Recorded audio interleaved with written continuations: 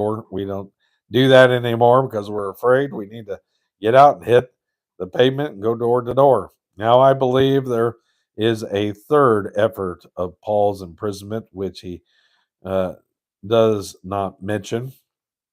He can only get this from the perspective of his history.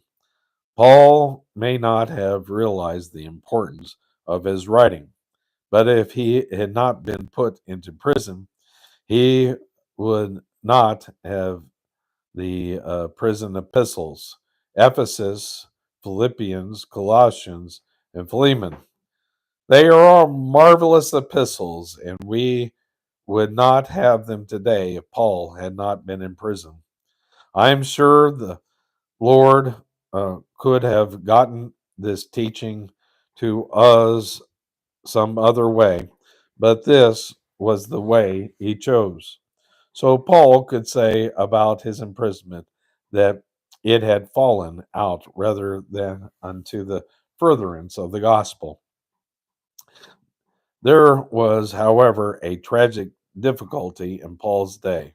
We have the same thing happening in this day, and it is still tragic. And that concludes that section. Now we're going to move on to the next section, which is verse 15. Verse 15.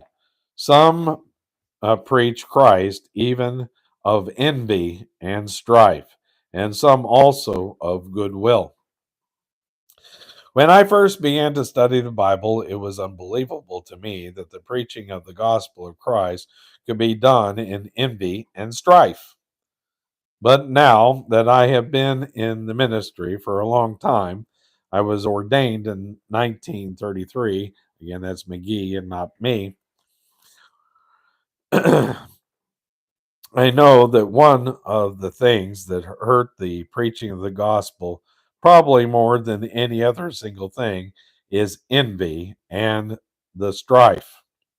Paul will mention envy and strife several times in this epistle. There must have been quite a few who were preaching the gospel in that way, envious of the Apostle Paul, jealous because they didn't have the results that Paul had. One of the solutions to this problem of envy is for every Christian to recognize that he has a gift.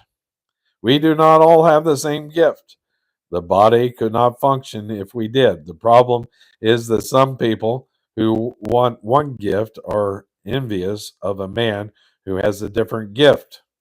You will remember that Paul told the Corinthians that the gifts are to be exercised in love. Every gift is to be exercised in love, my friend. If you will exercise your gift in love, you will not envy someone else.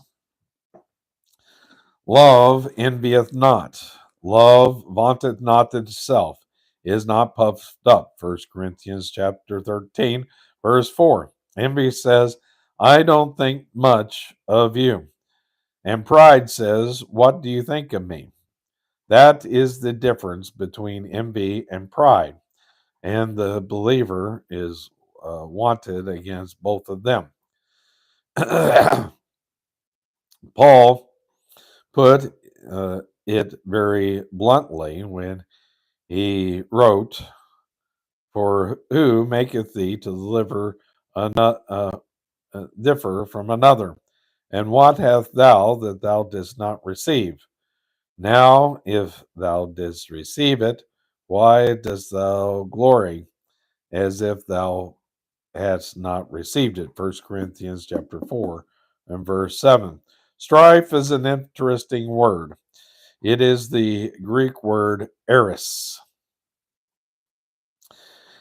which means to stir up, referring to demons, the spirits, to stir up strife.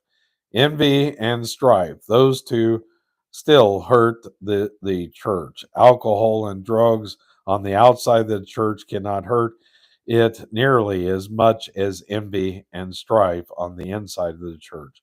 Notice, however, that where there were some who preached